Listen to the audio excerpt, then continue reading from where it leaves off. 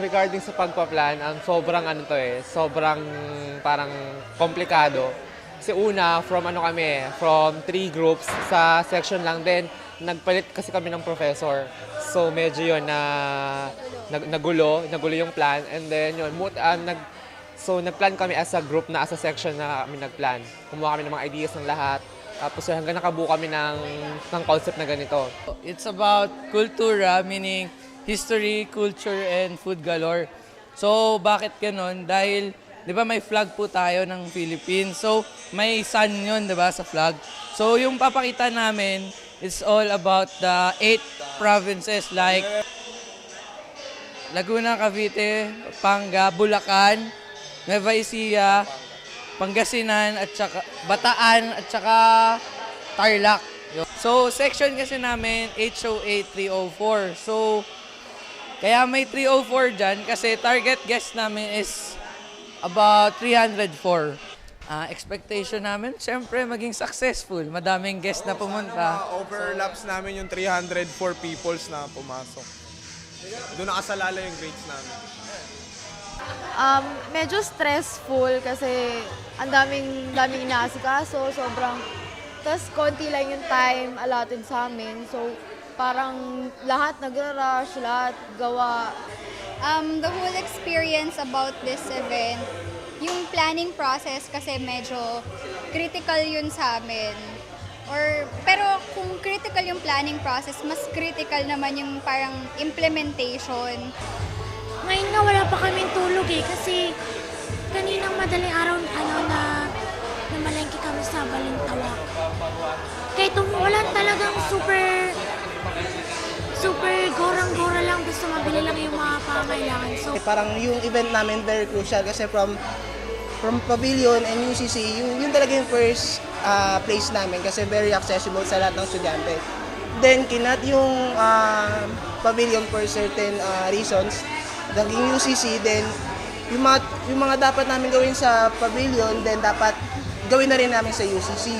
Then, may nag-changes ulit, mga sudden changes. Kinat uli yung UCC. Then, lumipat na kami dito sa HRM Hotel Lobby. Tapos, parang in a short time, kailangan namin gawin agad namin ng paraan. Game! Isang mabilis lang, no? Isang mabilis lang, no? Let's put ourselves in the holy presence of the Lord, in the name of the Father, the Son, the Holy Spirit. Lord, guide nyo kami sa aming event. Sana maging successful. Sana maging pulido lahat yung mga flow ng event namin. Kung magka-problema man, sana masolve namin lahat. And we hope na tulungan mo po kami sa mga bawat task na binibigay sa amin. Magawa namin. Glory be to the Father, and to the Son, and to the Holy Spirit. As it was in the beginning, is now, and ever shall be, word without an amen. And the Father, Son, and the Holy Spirit. Amen!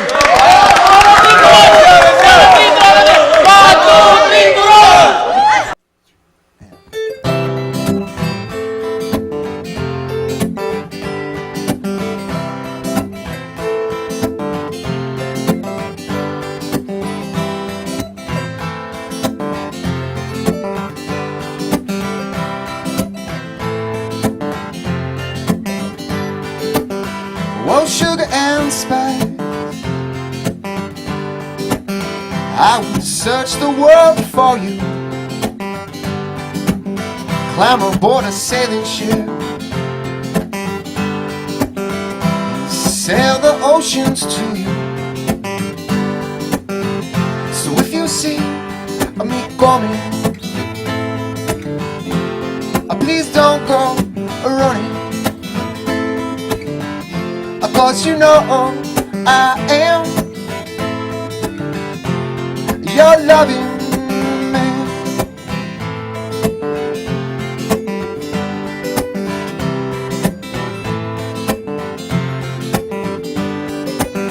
Whoa, sugar and spice, I would buy the stars for you if they name their price. I will give them all to you.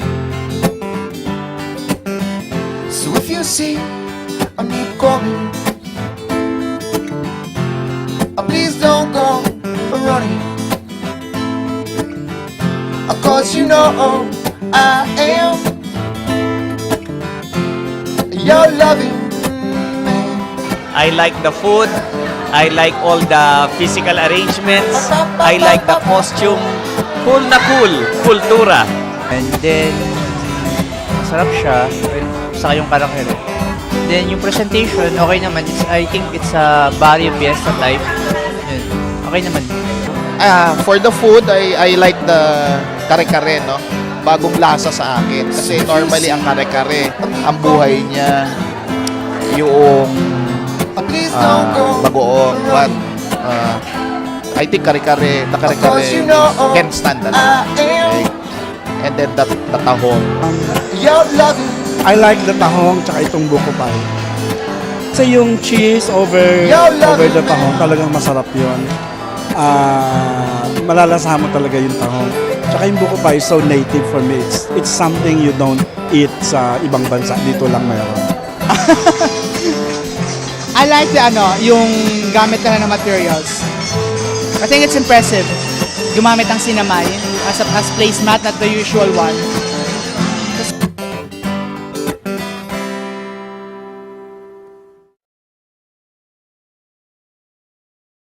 Pinaghandaan, kami ay nagtulong-tulong na gumawa ng mga design dito sa may lobby.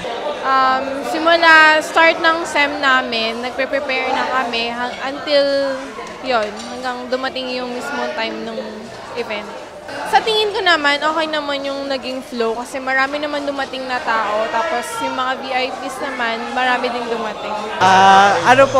Siyempre po, masaya kasi kahit di masyadong basta successful, walang nangyari na masama or Para sa akin, tsaka tingin ko din, para din sa mga groupmates ko, okay naman, successful naman yung event namin.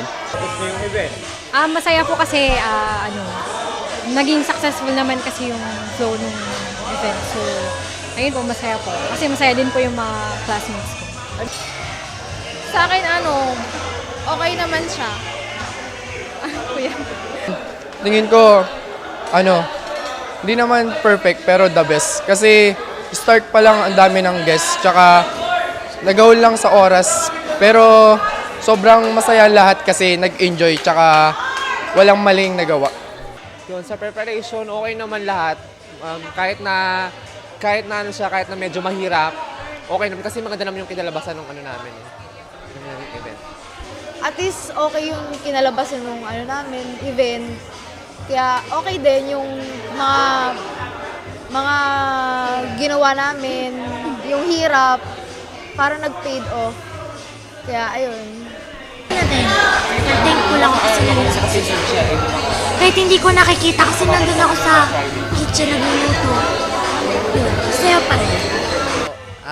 Regarding sa event, masasabi ko lang siguro successful talaga, pulido, and lahat ng plano na gusto namin ma-execute, na-execute din.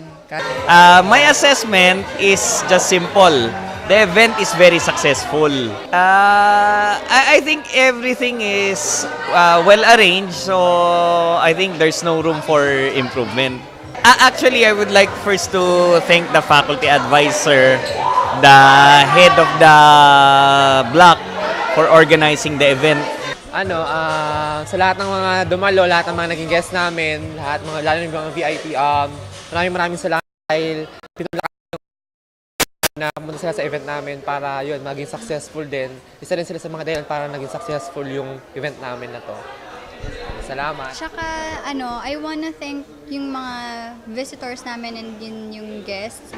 And in behalf of my chair committee, ganyan. Yung event namin talaga, super, siya, parang pinapahalagahan yung culture ng Philippines. So, ayun, we hope na sa mga susunod na batch, makapaggawa rin sila ng parang ganito, na parang bilang pagpupugay sa pride of Filipino culture. It's very significant because us as Filipinos, the theme is very relevant, no? They actually have shown through this event the Philippine culture Philippine food, and of course our image as happy people, no, a happy group of people. Okay, so that's the thing that I have observed, no, that is evident in this activity. We can actually suggest for maybe the whole institute to replicate the same activity, and also all the preparations made should also be followed. So I just hope some of the students, other sections, they can also make a successful event such as this one. So far as the outcome of the event is concerned, it's okay, and the feedback is also positive. It's more on the preparation, presentation of food, taste of food is excellent according to them. But there were some, I was afraid and nervous at first because I thought food would not be enough for the invitees. But it turned out okay, fine, and at least it's part of it, no, in preparing an event. There should be some contingencies involved, some problems involved, but in any event, that's part of it. And there were some preparations in the past that changes because of the changes of the venue. Kasi nga, the venue that we had at first na cancel for some university activity. But the guys were able to find an alternative. Actually, I'm just there to guide them. But everything's done by these people, the young people, 808-304, the leadership, under the leadership of Mark. So I think they did it. But some of the guys were asking me about the grades, no? Already letting me hear that maybe they are one, you know, they deserve it. But it's not only the basis of grading, their prelim, midterm, and so on. And part of that is the output, the activity they done inside the classroom. But for the finals, excellent, very good. No? So congratulations to the rest. But I would like to assure you everyone that whatever grades you have, you deserve it. But let me assure you, not everyone can get the one, because it's not only a one-day affair. Okay, this is 54 hours. 3 units is 54 hours. So don't count along the event. The main event is the final grade. So yun. But you should also remember that part of it is your training. You learn a lot from this experience, and I hope it can help you. It will help you later in the future. You'll get better as a professional in the tourism industry, in the hotels, in the cruise. So you need this experience. It's good for you to have this as early as now. So good luck for your future. Sa mga guests, thank you dahil pumunta talaga sila kahit Lalo na kay Dean, maraming salamat. Thank you po. Thank you, Dean. Pinapasalamatan ko rin lahat ng mga classmate namin kasi lahat sila nag-cooperate. Wala silang reklamo. Then kahit even sa smaller jobs nila, tanggap nila. Tapos even sa amin, parang okay, as a professional, walang kaibigan, dapat professional lang. yung pinaka-the best para sa akin, yung to finalize talaga, masasabi ko, ganda nung ginawa namin. Kasi we work as a team, not as a group. Parang talagang wala ka muna tropa-tropa, nagkaisa talaga para matapos tong event na to. And at saka, ang masasabi ko lang, cool ang kulturang Pinoy.